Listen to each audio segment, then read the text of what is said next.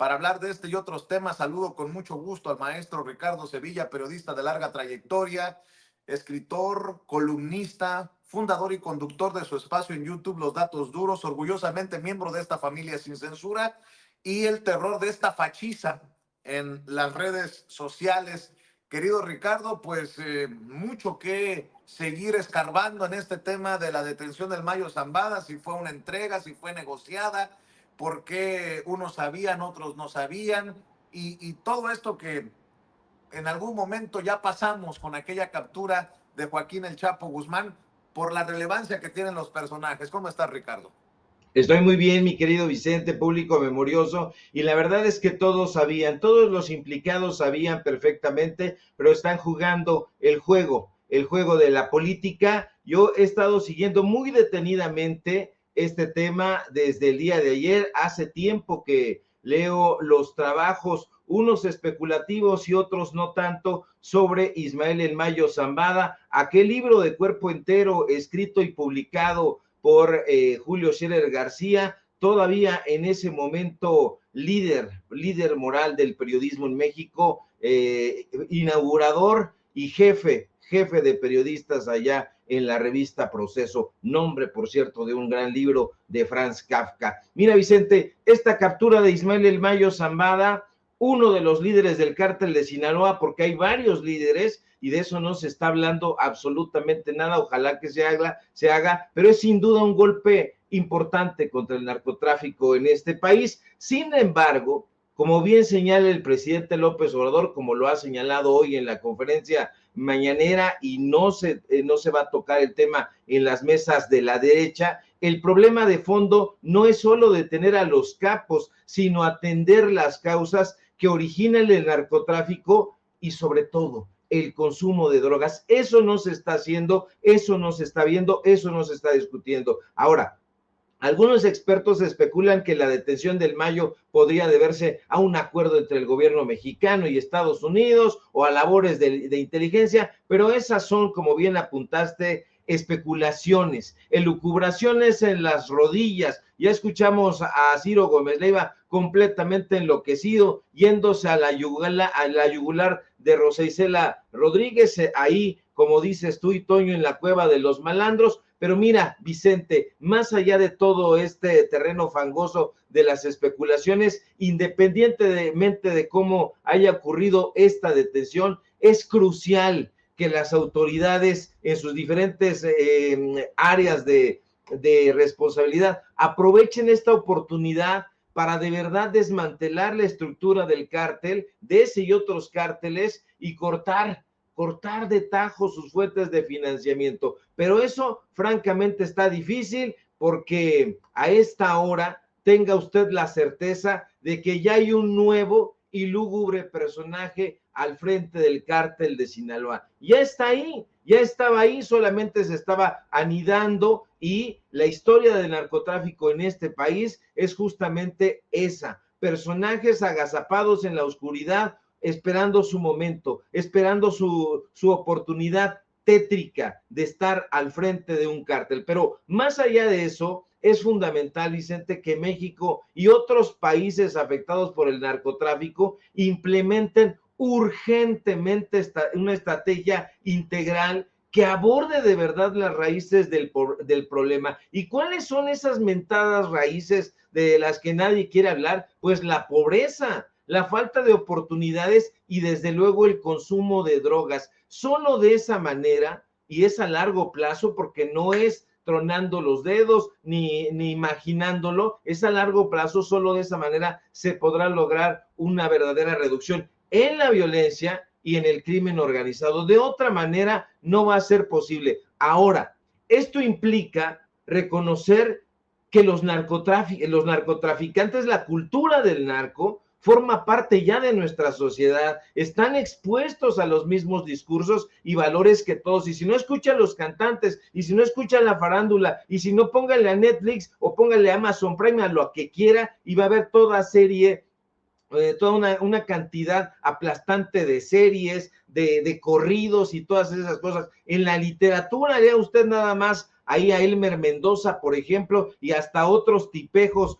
como el Gachupín Pérez Reverte, atizándole ese tema porque es rentable. Ahora mismo, muchos jóvenes están viendo el narcotráfico como una opción viable debido a la marginación y a la falta de un propósito general en su vida. Eso es sumamente preocupante porque es fundamental evitar que más niños, que más niñas, que más jóvenes se sientan desechables. Se les apodó ninis y se les arrinconó por ahí. Se les necesita brindar, como está haciendo este gobierno, oportunidades, auténticas oportunidades y un sentido de pertenencia a la sociedad. Solo así se podrá romper ese ciclo de violencia y criminalidad que aqueja a México. Una de las principales causas sociales que contribuyen al narcotráfico es precisamente la pobreza, esta falta de oportunidades, esta marginación social, especialmente entre los jóvenes que ven en el narcotráfico una vía de ascenso social y enriquecimiento rápido. Así lo están romantizando. La desigualdad y la injusticia social también,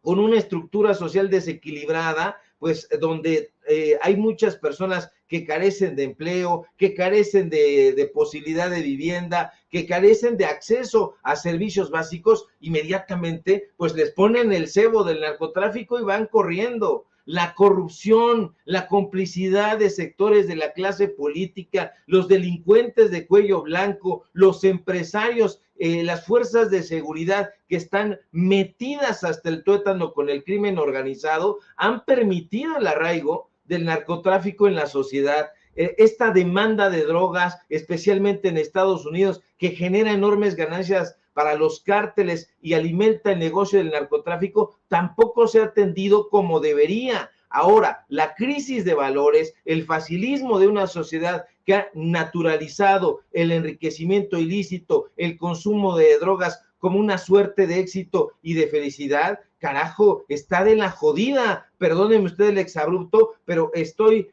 viendo y siguiendo a estos comentócratas de la derecha y está el tema, es que ahora nosotros, dicen algunos tarados en ciertas burbujas pestilentes, ahora nosotros somos los máximos exponentes del narcotráfico en el mundo. Antes era Colombia, antes era Pablo Escolar. A mí esto me parece una grasejada escalofriante, mi querido Vicente, porque fíjate, si me permites ampliarme un poquito más, me llama mucho la atención que el presidente López Obrador revelara que uno de sus héroes, Pablo Escolar, de los héroes de la derecha, porque lo han romantizado, hay que decirlo, ese sanguinario capo colombiano, pues quería secuestrar nada más ni nada menos que al Premio Nobel de Literatura Gabriel García Márquez. ¿Y por qué lo quería secuestrar? Por sus calzones, por su capricho, para tenerlo ahí y pedirle que escribiera algo sobre él. Eso es escalofriante, Vicente, porque hay que recordar que Pablo Escolar, el funesto líder del cártel de Medellín, hoy capitalizado como una figura hollywoodesca, fue responsable del secuestro de al menos 10 figuras públicas en la década de los 90. Que no se nos olvide en ningún momento, bueno, no le pido a Ciro ni a estos pendejos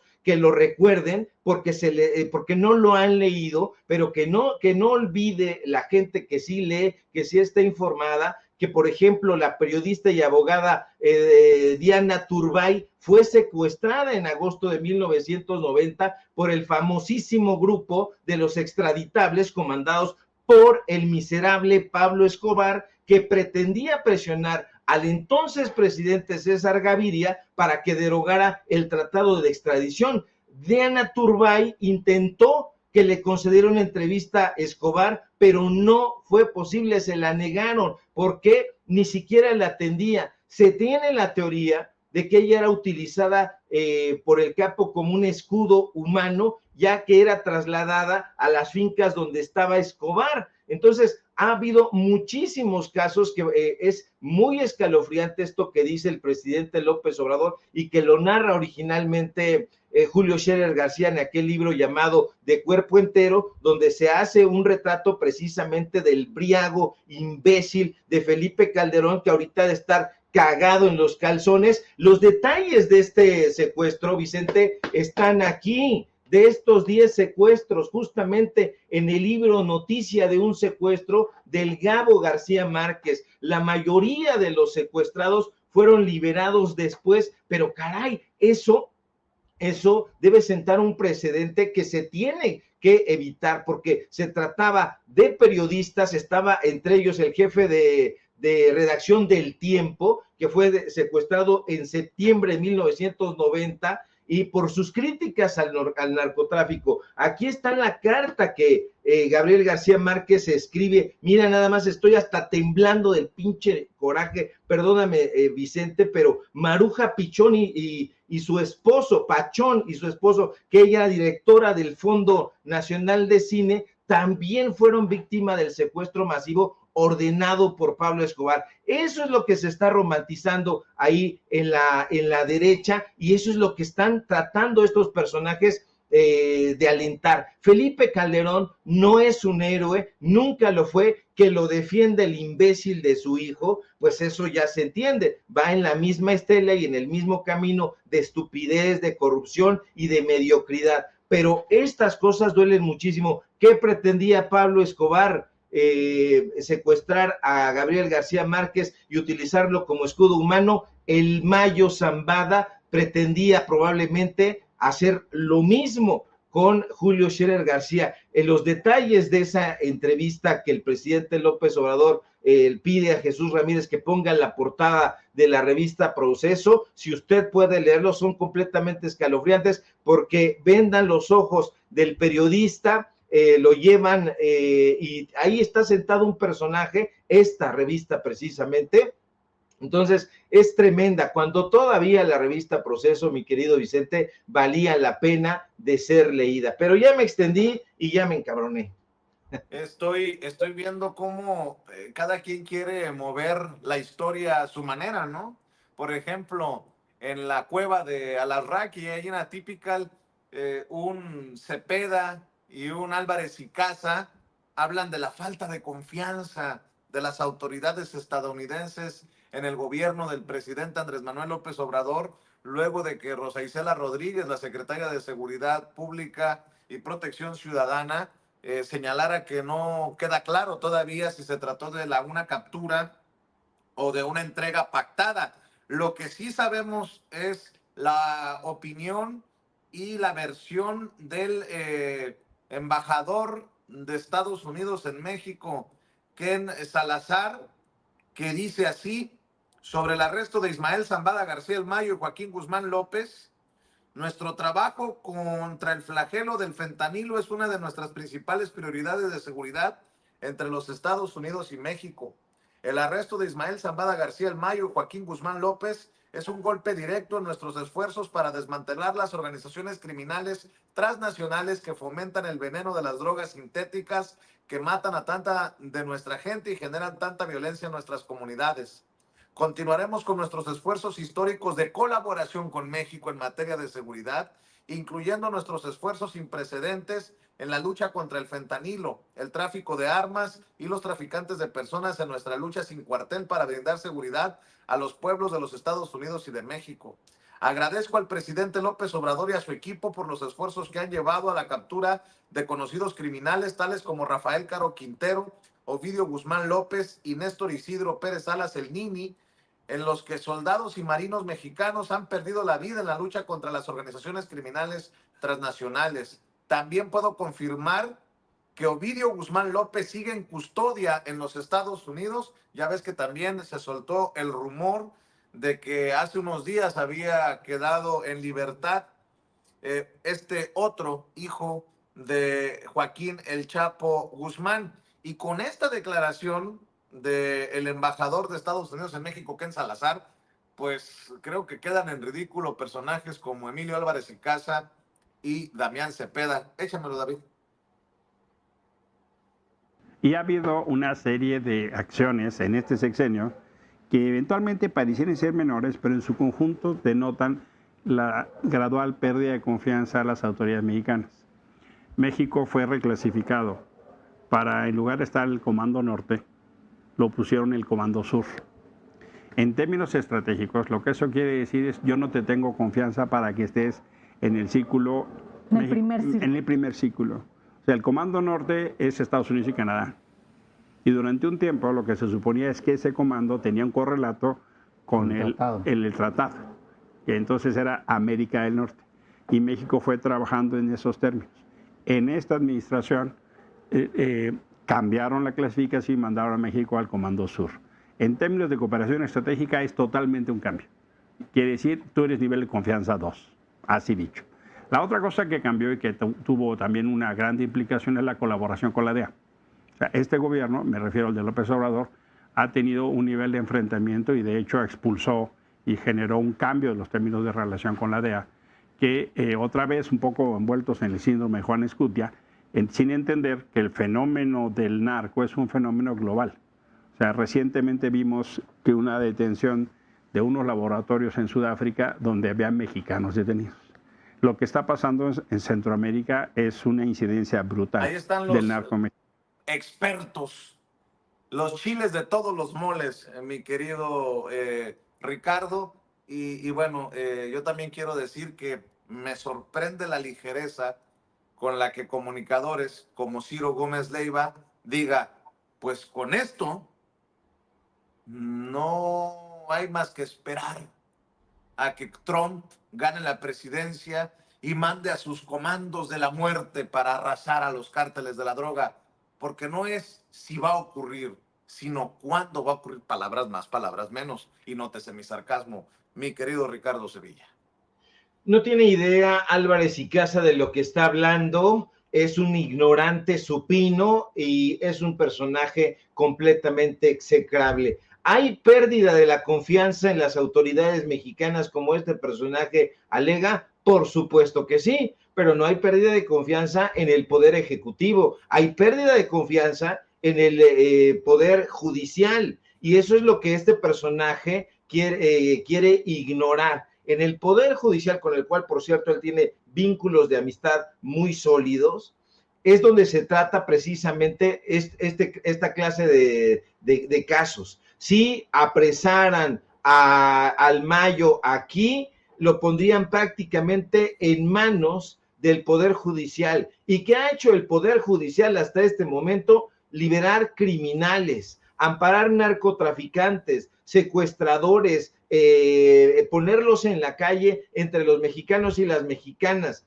Ahora sí, que como diría su ídolo Felipe Calderón, haya sido como haya sido, el Mayo ya está allá. Ahora, yo insisto, esto es una noticia muy relevante porque es uno de los personajes que no había dejado que lo pillaran, a diferencia de otros líderes del cártel de Sinaloa. Ahí está el caso del propio líder máximo, digamos, que fue el Chapo Guzmán. Ese personaje pues ya lo pillaron, ya está ya desde hace rato. Está el caso de Nacho Coronel, al que también sacrificaron. Esa es una historia muy sabida, pero el Mayo Zambada no había sido ni capturado, ni se sabía dónde estaba con precisión. Y bueno, pues hoy aparece allá en Estados Unidos, y lo interesante es el desmantelamiento del cártel de Sinaloa. Ese cártel de Sinaloa con el cual tenía tratos el sexenio de Felipe Calderón, no solamente Felipe Calderón, sino también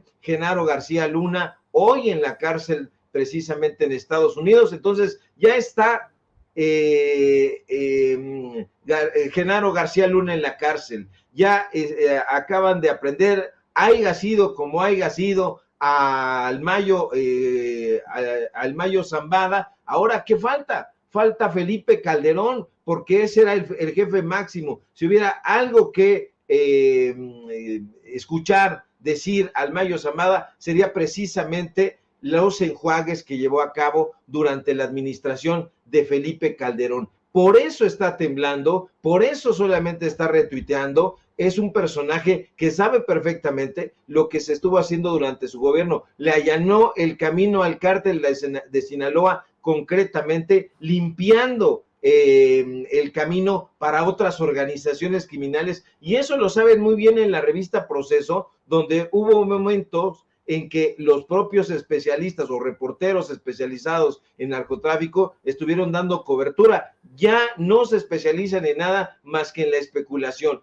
Hoy, como dice el presidente López Obrador, todos son especulaciones, y son especulaciones en las rodillas. La propia información va a caer por su propio peso, pero hay que esperar, y mientras tanto lo que dicen estos personajes es tratar de desacreditar una vez más al gobierno del presidente López Obrador, y de alguna manera avalar lo que hizo Felipe Calderón. Están completamente desposeídos, están lenguaraces, no tienen congruencia ni saben absolutamente nada de la historia de este país, porque no han leído y porque no lo han vivido. Andan en helicópteros, viven encerrados en burbujas y no conocen lo que está sucediendo en el resto de la República Mexicana, y en el resto de la República Mexicana lo que están pidiendo es justicia. Esto se tiene que atender, mi querido Vicente, se tiene que atender, porque suena a un eslogan, suena a una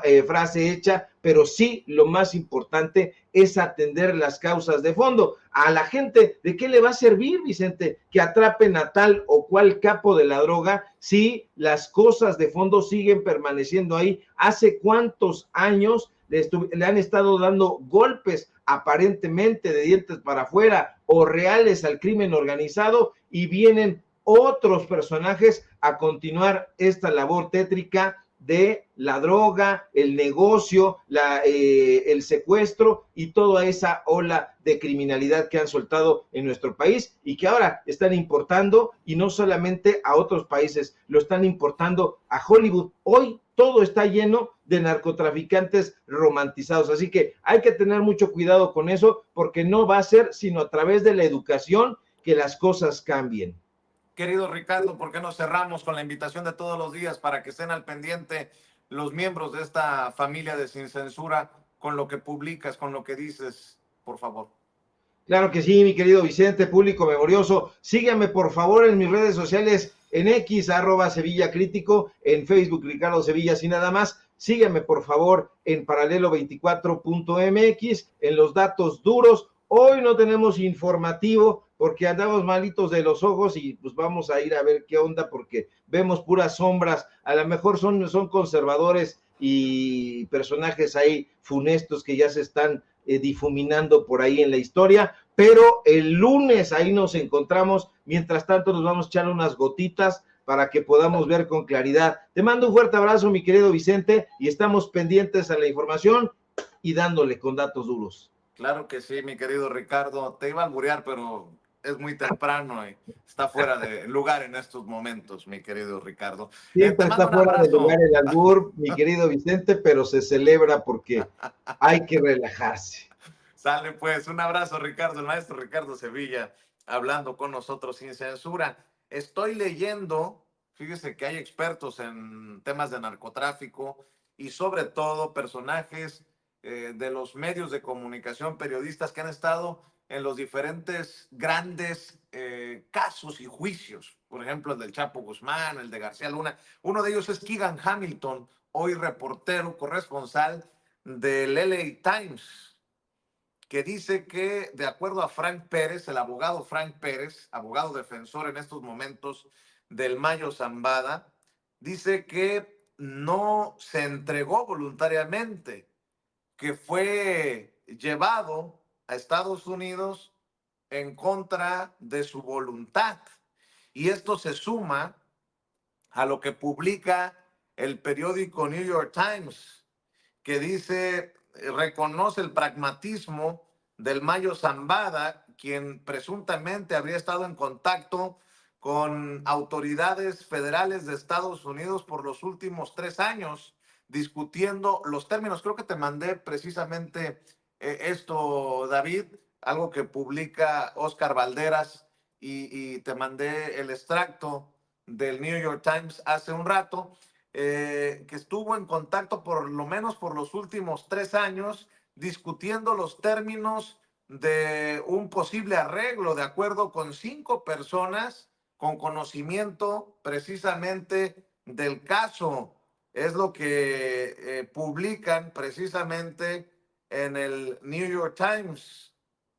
Y también señalan que ayer jueves, no estaba enterado de que iba hacia los Estados Unidos cuando se subió a ese avión privado junto a Joaquín Guzmán López, el hijo mayor de Joaquín El Chapo Guzmán, quien le dijo que iban a haber algunas propiedades de acuerdo a por lo menos 2 autoridades estadounidenses que tienen información sobre la situación.